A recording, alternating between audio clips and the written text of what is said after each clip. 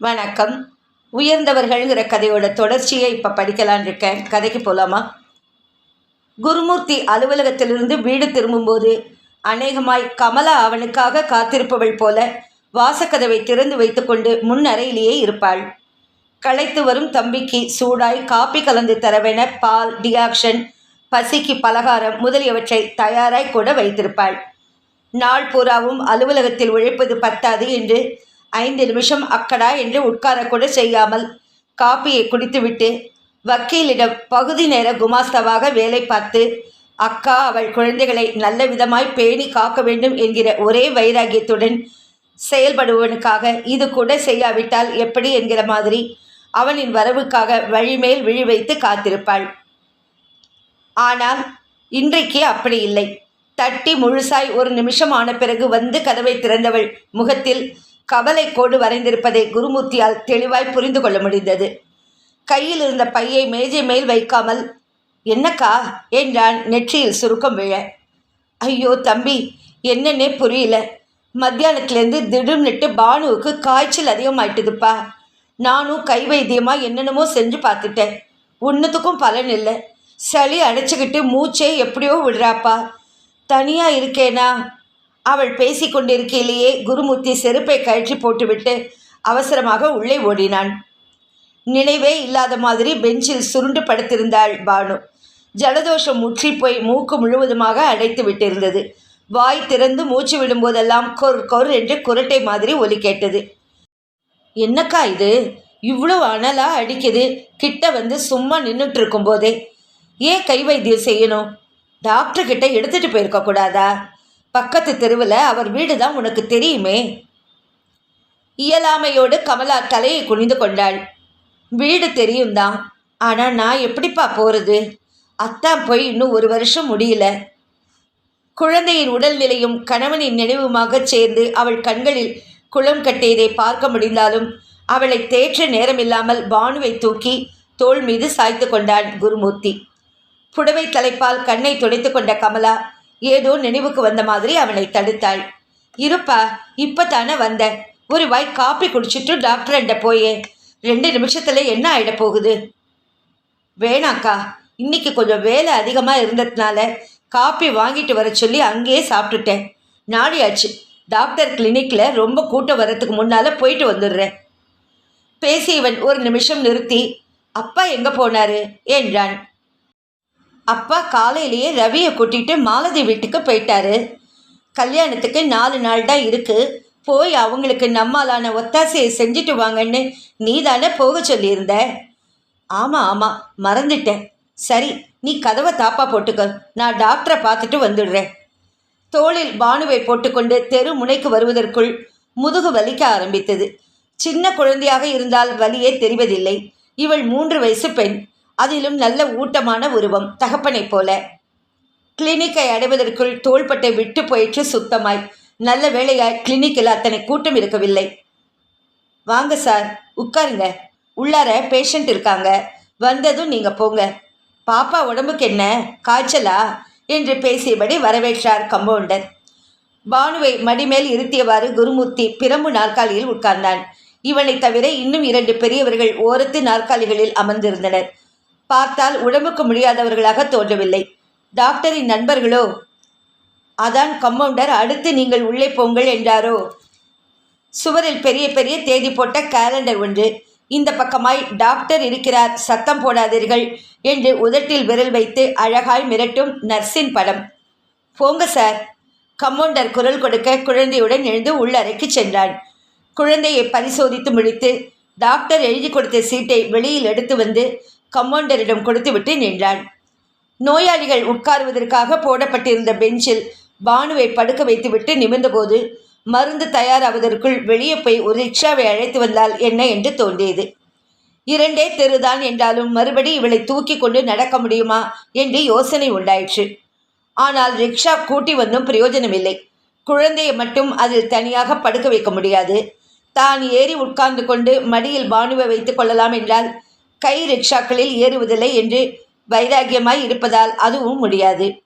பின்னே மனிதன் மனிதனை சுமந்து இழுப்பதா? இது அநியாயம் அல்லவா? அநாகரிகம் அல்லவா? இந்தாங்க சார், இந்த பொடியை தேனில் குழைச்சி கொடுத்துட்டு இந்த மிக்சரையும் 6 வேளை கொடுங்க. கம்பவுண்டர் நீட்டிய பொட்டலத்தையும் பாட்டிலையும் பெற்றுக்கொண்டு பணத்தை தந்து குருமூர்த்தி பானுவை தூக்கி கொண்டு வெளியே வந்தான். ரிக்ஷா பிடிக்கிற எண்ணம் மறைந்து போன மாதிரி குழந்தையை தோளிலேயே அணைத்து கொண்டான். பயப்பட ஏதுமில்லை என்று டாக்டர் சொன்னதில் சற்றே நிம்மதி. நிதானமாக நடந்து வீட்டை அடைந்தபோது அப்பாவும் ரவியும் வந்திருந்தார்கள். என்னடா குரு, டாக்டர் என்ன சொன்னாரு? மருந்து கொடுத்தாரா? வெறும் சளி காய்ச்சல் தான். இன்னை ராத்திரியும் நாளையும் மருந்து கொடுத்துட்டா கவலைப்பட எதுவும் இல்லைன்னு சொன்னார். நீங்கள் எப்போ வந்தீங்க? ரவி சமத்தா இருந்தானா? கல்யாண வேலைங்க எந்த அளவில் இருக்குது? இதோ இப்போத்தான் நுழைஞ்சிக்கிட்டே இருக்கேன். வந்ததும் கமலா விஷயத்தை சொன்னா ரொம்ப பயந்துட்டேன். டாக்டர் கிளினிக்குக்கே வரலாமான்னு யோசிச்சுட்டு இருந்தேன். நீயே வந்துட்டேன். நேற்றிலேருந்தே பானுவுக்கு ஒரே சளி தான். இருந்தாலும் காய்ச்சல் வர்ற அளவுக்கு என்ன ஆயிடுச்சுன்னு பதட்டமாக போயிடுச்சு. பேசிக்கொண்டே குருமூர்த்தியின் தோள் மீது சாய்ந்திருந்த குழந்தையை தூக்கி படுக்கையில் கிடத்தினார். மருந்து எப்போ கொடுக்கணுமா? லேசாக வயத்துக்கு கொடுத்துட்டு மருந்து தர சொன்னார். பேசின குருமூர்த்தி கதவோரமாய் நின்றிருந்த கமலா பக்கம் திரும்பினான். அக்கா, ஒரு டம்ளர் பால் எடுத்துட்டு வாயே. படுக்கை விளிம்பில் உட்கார்ந்து பானுவின் தலையை கோரி விட்டான். ஒரு நாள் ஜுரத்திலேயே முகம் வாடி போயிருந்தது. கன்னத்தில் மிருதுவாக தட்டி, பானு, பானுக்குட்டி, கண்ணை முழிச்சு பாருமா. கொஞ்சம் பாலை குடிச்சிட்டு மருந்து சாப்பிட்டுட்டு அப்புறமா தூங்குமா. நாளைக்கு ராஜாத்திக்கு உடம்பு சரியாகணும்ல. எழுந்திருடா பானு என்று எழுப்பி விட்டான். அரைக்கண் முழித்து பார்த்தவளை மெல்ல எழுப்பி உட்கார வைத்து கமலா கொணர்ந்திருந்த பாலை டம்ளரால் துளி துளியாய் வாயில் ஊற்றினாள். பொட்டலத்தில் இருந்த மருந்தை ஒரு ஸ்பூன் தேனில் குழைத்து நாக்கில் தடவி முழுங்கச் சொல்லி சிறிய அவுன்ஸ் கிளாஸில் ரோஸ் நிற மிக்சரை அளவாக ஊற்றி ஒரே வாயாக புகட்டினான். ஐயோ, கசக்குது என்று மழலை மாறாமல் குமட்டியவளின் மாரை தடவி வாயில் சிட்டிகை சர்க்கரையை போட்டு, இப்போ இனிக்குதா? கொஞ்சம் பொறுத்துக்கம்மா, என் சர்க்கரை கட்டி இல்லை என்று செல்லமாக கேட்டு தாஜா செய்தான்.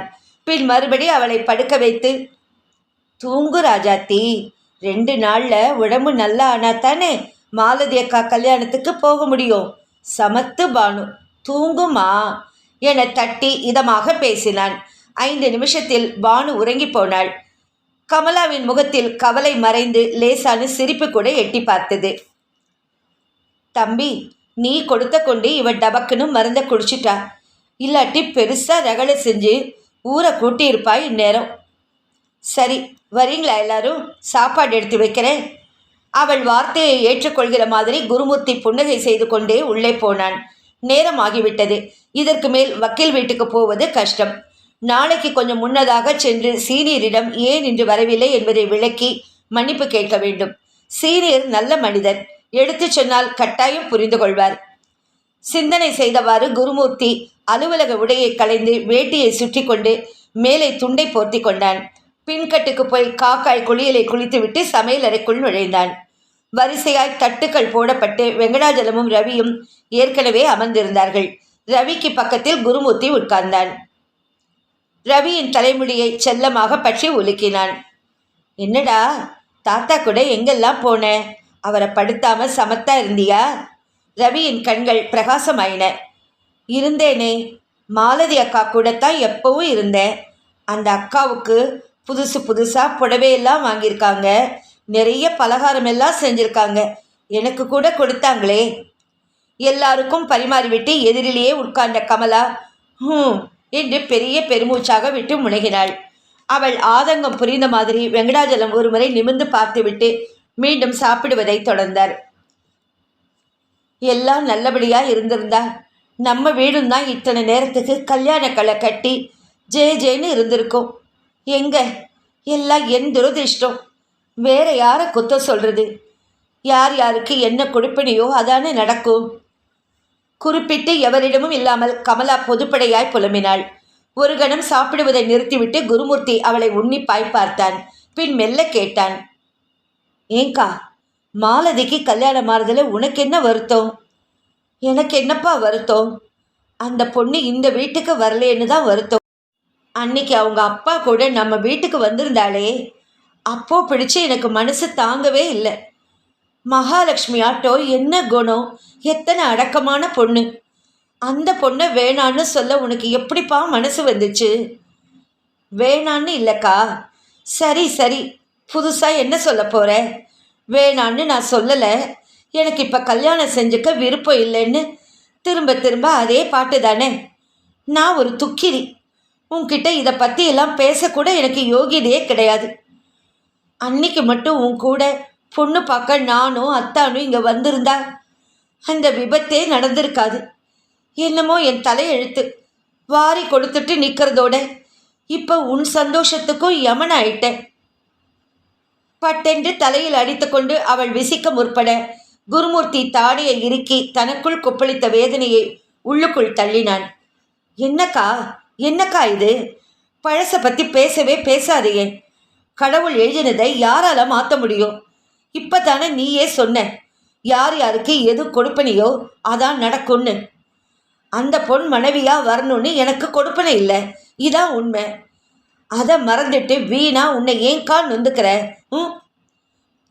அரை நிமிஷம் போல அழுத கமலா கண்களில் எழுந்த நீரை துடைக்காமலேயே புலம்பலாக பேசினாள். அப்படி விவேகமா என்னால் இருக்க முடியலையப்பா குரு. உன்னை பார்க்குறப்பெல்லாம் இப்படி நமக்காக இவன் தன்னை அழிச்சுக்கிறானே, தனக்குன்னு சுக துக்கம் ஒன்றும் வேணான்னு தீர்மானிச்சிட்டானேங்கிற நினப்பு அடி வயத்துல பகீர்னு மூழுதேப்பா. நான் என்ன பண்ணேன்? நான் தான் இப்படி ஆயிட்டேன், என் விதி. நீயாவது நல்லா இருக்கக்கூடாதா? எங்களை எல்லாம் வாயே திறக்கக்கூடாதுன்னு தீர்மானமாக சொல்லிட்டு மாலதிக்கு உன் சிநேகிதனை நீயே முன்னால் நின்று நிச்சயம் செஞ்சு கொடுத்துருக்கியே. இந்த குணம் யாருக்கு வரும்? இப்பேற்பட்டவரை மாப்பிள்ளைய அடைய நாங்கள் கொடுத்து வைக்கலையேன்னு அந்த சுந்தரேசனை வாய்விட்டு புலம்புறாரு. ஏற்கனவே பல முறை பேசி முடித்துவிட்ட விஷயத்தை இப்போது மறுபடி பேச என்ன இருக்கிறது என்று குருமூர்த்தி தலையை குனிந்து சாப்பிடுவதை தொடர்ந்தான். அவன் உதவிக்கு வருவதைப் போல வெங்கடாஜலம், விடு கமலா என்றார். நல்லதோ கெட்டதோ ஒரு முடிவு எடுத்தாச்சு. இனிமே அதை பற்றியே பேசிட்டு இருக்கக்கூடாதுமா. சம்மந்தியா போக வேண்டியவன் இப்படி பொண்ணு வீட்டுக்காரனுக்கு உதவிக்காக போகிறேமேன்னு எனக்கு கூட காலையில் தயக்கமாக தான் இருந்துச்சு. ஆனால் அவங்க நம்ம குருவை பற்றி ஒசத்தியாக பேசுகிறத கேட்குறப்போ நிஜமாக சொன்னால் ரொம்ப பெருமையாக இருந்துச்சுமா. எங்கேயோ நல்ல இடத்துல வாழ போகிற பொண்ணை நல்ல வேலையாக நாம் தடுக்கலைன்னு நிம்மதி கூட தோணுச்சு. மருமகளா இல்லாட்டி என்ன, அவள் இந்த வீட்டு மகளா இங்கே வந்து போயிட்டு தானே இருக்கா. எப்படியோ கசப்பாக வெறுப்பில் முடிஞ்சிருக்க வேண்டியதை குரு தன் விவேகமான நடத்தையால் அழகான உறவாக அமைச்சு கொடுத்துருக்கானேன்னு நம்மளை தேத்திக்கிறது தான் சரி. கொஞ்ச நாள் கழித்து நம்ம வீட்டுக்கும் அந்த மாதிரி பொண்ணு ஒன்று வராமையா போயிடும்.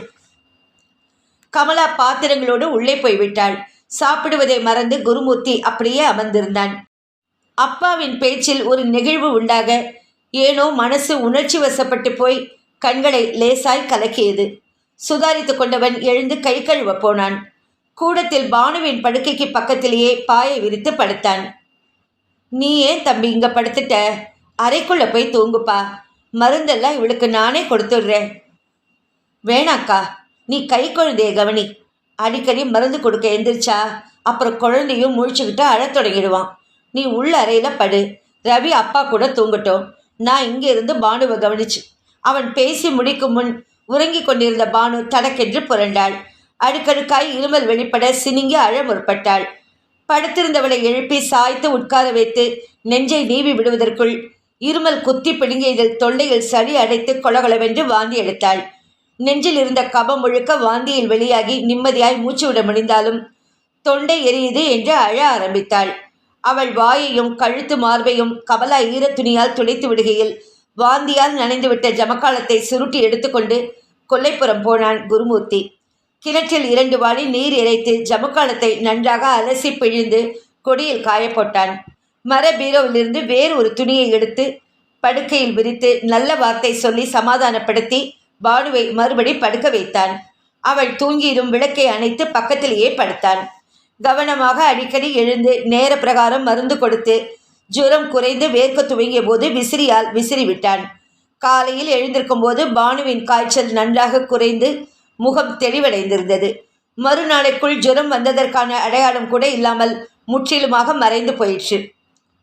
துருதுருப்பும் பேச்சும் மறுபடி வந்து ஒட்டி கொள்ள பழைய பானுவாய் அவள் ஆன பிறகுதான் குருமூர்த்திக்கு தன் உடம்பின் சோர்வு புரிந்தது. பகலில் அலுவலகம் சென்று மாலையிலும் இரவிலும் பானுவை விட்டு நகராமல் இருந்து கவனித்து வந்ததன் அயற்சி லேசாய் தெரிந்தது. ஆனாலும் சோம்பி உட்கார நேரமில்லை. இன்னும் 2 நாளில் மாலதியின் வீட்டில் மாப்பிள்ளை அழைப்பு. கவனிக்க வேண்டிய வேலைகள் தலைக்கு மேல் இருந்தன. சுந்தரேசனின் மூத்த மாப்பிள்ளைகள் இருக்கிறார்கள்தான் என்றாலும் உள்ளூர்காரர் என்று எவரும் இல்லை. வெளியூரிலிருந்து வருபவர்களுக்கு கடைக்கண்ணி தெரியுமா, எது எங்கு கிடைக்கும் என்கிற விவரம்தான் புரியுமா? இனி நான் உங்களுக்கு மகன் மாதிரி என்று சொல்லிவிட்டதை நிரூபித்து காட்டாவிட்டால் எப்படி? தீர்மானித்து கொண்ட விதத்தில் அலுவலகத்துக்கு 4 நாட்கள் விடுப்பு எடுத்துக்கொண்டு குருமூர்த்தி கடைசி நிமிஷ வேலைகள் அத்தனையும் இழுத்து போட்டுக்கொண்டு செய்தான். மாப்பிள்ளை அழைப்பு அன்றே அத்தான் மறைந்து 1 வருடம் முடியவில்லை என்பதால் அக்கா வரவில்லை என்று சொல்லிவிட்டாள். கை குழந்தையை மட்டும் அவனிடம் விட்டுவிட்டு அப்பா ரவி பானுவுடன் கல்யாண வீட்டுக்கு போனான். அன்றும் மறுநாளும் பெண்ணுக்கு அண்ணனோ என்று மற்றவர் வியந்து கேட்கும் அளவுக்கு பெண் வீட்டுக்காரனாய் தன்னை பாவித்து காரியங்களை கவனித்தான். மாலதியின் கழுத்தில் தாலி கட்டிய கையோடு நண்பன் குமார், ரொம்ப தேங்க்ஸ்டா குரு, நீ இல்லாட்டி இவ எனக்கு கிடைச்சிருக்கவே மாட்டா என்று நெகிழ்ச்சியுடன் கிசுகிசுத்த போது பெருமிதத்தோடு அந்த பாராட்டை ஏற்றுக்கொண்டான். கடந்த ஒரு சில மாசங்களில் நடந்து முடிந்தவற்றை மீண்டும் எண்ணி பார்க்கையில் நம்ப முடியாத ஒரு கதை மாதிரி கூட தோன்றியது. அன்று தன் எண்ணத்தை மாலதியிடமும் அவள் அப்பாவிடமும் வெளிப்படுத்திவிட்டு அவர்கள் தன்னை சரியாக புரிந்து கொண்டு விட்டார்கள் என்ற நம்பிக்கையோடு வெளியே வந்தவன் உடனே மறு ரயிலை பிடித்து கோயமுத்தூருக்கு போனான். சட்ட ரீதியாக அத்தானின் அலுவலகத்திலும் மற்றதிலும் என்னென்ன செய்ய வேண்டியிருந்ததோ அவற்றை துரிதமாக செய்து முடித்தான். வீட்டை காலி செய்து ஃபேக்டரியில் ஒப்படைத்துவிட்டு அப்பா அக்கா குழந்தைகளுடன் சென்னைக்கு ரயில் ஏறினான். அந்த பிரயாணத்தின் போதுதான் தான் சென்னையில் சுந்தரேசனையும் மாலதியையும் சந்தித்ததை சொன்னான். முதலில் அப்பாவும் அக்காவும் அதிர்ந்து போனார்கள். என்ன கேட்காமல் நீயாக என்ன முடிவெடுப்பது என்று அப்பா கோபிக்க கூட செய்தார்தான். ஆனால் எண்ணங்களை எவ்வளவு நாசுக்காக எவ்வளவு அழுத்தமாக வெளிப்படுத்த முடியுமோ அவ்வளவு பண்போடு தெரிவித்து தன் முடிவிலேயே ஸ்திரமாக நின்றான் குருமூர்த்தி. இப்போது இந்த சூழ்நிலையில் இவனுக்கு திருமணத்தில் நாட்டமில்லாமல் போய்விட்டது போலும். 1-2 வருடங்கள் சென்றால் மீண்டும் பேச்சை எடுத்து சம்மதிக்க வைத்து விடலாம் என்ற நம்பிக்கையும் சமாதானமும் எழ ஒரு வழியாய் அப்பா இவன் முடிவை ஏற்றார். சுந்தரேசனிடம் கொடுத்த வாக்கை காப்பாற்ற அலுவலக நண்பன் குமாரை அணுகி அருமையான பெண் ஒருத்தி இருப்பதை கூறி பெண் பார்க்க அழைத்து வந்து குமார் மாலதி திருமணத்தை நிச்சயம் செய்த நிமிஷத்தில் இனி என் வாழ்க்கையில் கல்யாணம் அது இது என்கிற பேச்சுக்கு இடமே இல்லை என்கிற வைராகியம் குருமூர்த்தியினுள் விரைவி நின்றதை வெளியில் யாராலும் உணர முடியாமல் தான் போனது. கல்யாணம் நல்ல விதமாய் முடிந்த மறுநாள் மாலதி விஷயத்தில் சொன்னதை செய்து முடித்துவிட்டோம் என்கிற நிறைவு பூரணமாய் எழ 1 வார கால நிகழ்ச்சிகளின் அயற்சி திடுமென எழுந்துவிட்ட மாதிரி ரொம்ப நாட்களுக்கு பிறகு இரவு 8 மணிக்கெல்லாம் அலாதி நிம்மதியுடன் அவன் உறங்கி போனான். மாமா, படித்து கொண்டிருந்த பேப்பரை குருமூர்த்தி தழைத்தான். ரவி நெடுநெடுவென்று வயசுக்கு மீறின வளர்த்தியுடன் நிற்கும் ரவியை பார்க்கையில் மனசுக்குள் சந்தோஷ மின்னல்கள் மின்னுவதை உணர முடிந்தது. 14 வயசு, அப்பாவை போல் உயரம், விளையாட்டுகளில் தொடர்ந்து ஈடுபடுவதால் ஊளைச்சதை எதுவும் இல்லாமல் உருவிவிட்ட மாதிரியான உடம்பு, அதிர்ந்து எதிர்த்து பேச தெரியாத குணம், மண்டை நிறைய மூளை. வளரும் பிள்ளையிடம் இவை தவிர இன்னும் எதிர்பார்க்க என்ன இருக்கிறது? தகப்பன் இல்லாத பிள்ளை தத்தாரி என்பார்கள். அந்த வசனம் பொய்த்து போகும் விதமாய் இத்தனை வருஷங்களாய் வளர்த்தாயிற்று. தொடர்ந்து வரும் காலமும் ஒருத்தர் விரல் நீட்டி குற்றம் சொல்ல முடியாமல் அமைந்துவிட்டால் அதைவிட நிறைவு அளிக்கும் விஷயம் வாழ்க்கையில் எதுவும் இருக்க முடியாது. கண் பார்வை தன்மேலே இருந்தாலும் மாமா ஏதோ சிந்தனை வயப்பட்டிருப்பதை புரிந்து கொள்ள முடிய ரவி மீண்டும் மாமா என்றான் சின்ன குரலில். குருமூர்த்தி புன்னகைத்தான். என்னப்பா கையில் என்ன? கிளாஸ் ரிப்போர்ட்டா? வழக்கம் போல வகுப்பில் நீதானே முதல். பேசிக்கொண்டே கையை நீட்டியவனிடம் ரவி ப்ராக்ரஸ் ரிப்போர்ட்டை தந்தான். அந்த கால் பரீட்சை தேர்விலும் ரவி வகுப்பில் முதலாவதாகவே வந்திருந்தான். ஆங்கிலம் 75, கணக்கு 96, தமிழ் 80, சரித்திரம் 87. குருமூர்த்தி பெருமிதத்துடன் அருகில் அரிசியில் கல் பொறுக்கி கொண்டு அமர்ந்திருந்த அக்காவுக்கு கேட்கும்படி வாய்விட்டு மதிப்பெண்களை படித்தான். பிறகு, பாத்தியாக்கா என் மருமகன் எத்தனை கெட்டிக்காரனா இருக்கான்னுட்டு, கிளாஸில் ஃபர்ஸ்ட் என்றான் உரக்க. கமலா செய்யும் காரியத்தை நிறுத்திவிட்டு விழிகளை உயர்த்தினாள். நீ உசுரை கொடுத்துக்கிட்டு காலையிலையும் சாயங்காலமும் ஞாயிற்றுக்கிழமையும் சமயம் கிடைக்கிறப்பவும் இதுங்களோட மண்ணாடுறதுக்கு இதை கூட செய்யலைன்னா எப்படிப்பா? பாடுபடுற பலன் இருக்கு. முருகன் கிருபையால் கூடிய சீக்கிரமே நல்ல விதமாக இதுங்க வாழ்க்கை அமையணும். குருமூர்த்தி எட்டி ரவியை பிடித்து தன் அருகே இழுத்து கொண்டான். ஆசையுடன் அவன் முடியில் விரலை விட்டு கோதிவிட்டான். அமையாம பார்த்துக்கிட்டே இரேன். இவன் பெரிய என்ஜினியராக வந்து அரசாங்கத்தில் வேலைக்கு சேர்ந்து நீயும் நானும் மற்றவங்களும் பெருமைப்படுற மாதிரி காரில் வந்து இறங்க போகிறானா இல்லையான்னு. என்னடா ரவி, நான் சொல்கிறது நடக்கும் தானே? எப்போது இப்படி உற்சாகமாக குருமூர்த்தி பேசினாலும் கண்டிப்பா மாமா என்று அதே எதிர்பார்ப்பு கண்களில் வெளிச்சம் போட பதில் கூறும் ரவி இன்று மௌனிக்க, குருமூர்த்தி அப்போதுதான் அவன் வழக்கம் போல கலகலப்பாக இல்லாததை புரிந்து கொள்ள முடிந்த மாதிரி புருவங்கள் முடிச்சு போட நிதானித்தான். பிறகு மெல்ல வினவினான், ஏன் ரவி எப்படியோ இருக்க? ரவி அம்மா பக்கமாய் ஒரு தரம் பார்த்துவிட்டு அவசரமாய், இல்லையே மாமா என்றான் முனகலாக. உடம்பு கிடம்பு சரியில்லையா? பானு கூட ஏதாவது சண்டையா? அம்மா இல்லை தாத்தா ஏதாவது சொன்னாங்களா? இதற்கும் பதில் கூறாமல் ரவி தயங்க, கமலா இருந்த இடத்திலிருந்தே அவனை முறைத்து பார்த்து பேசினாள். ரிப்போர்ட்டில் கையெழுத்து வாங்கியாச்சுல்ல, அப்புறமும் எதுக்காக மசமசன்னு நின்றுட்டுருக்க? மணி ஆகுது, குளிச்சுட்டு ஸ்கூலுக்கு கிளம்புற வழியை பாரு. தாத்தா ஒரு புஸ்தகம் தந்து 3வது வீட்டு மாமா கிட்ட கொடுக்க சொன்னாரு, அதை செஞ்சு முடிச்சியா? ஓடு, வெட்டியா நிற்காம வேலையை பாரு. ரவி அப்படியே சில நொடிகள் நின்று ஏதோ சொல்ல விரும்புவது போல வாயை திறந்தவன், என்னடா சொல்லிக்கிட்டே இருக்கேன், அப்படியே நின்னா என்ன அர்த்தம் என்று மறுபடி அம்மா சீர எதுவும் கூற வேண்டாம் என்று தீர்மானித்து கொண்ட தினசில் திரும்பி மெதுவாக பின்கட்டை நோக்கி நடந்தான். அவன் கண்களை விட்டு மறையும் வரை சும்மா இருந்த குருமூர்த்தி அக்காவிடம் கேட்டான், ரவி என்கிட்ட ஏதாவது சொல்ல விரும்புகிறானாக்கா? என்னமோ தயங்கின மாதிரி படலை. கமலா என்று சூழ் கொட்டினாள். தயங்கவும் இல்லை கலங்கவும் இல்லை, நீ வேண்டாததை நினச்சி குழம்பாத, நாழியாச்சு, நான் போய் இட்லி சுடுறேன் என்றவள் முரம் அரிசியுடன் எழுந்து சமையல் அறைக்குள் சென்றாள். இதன் தொடர்ச்சியை நான் அடுத்த பகுதியில் படிக்கிறேன்.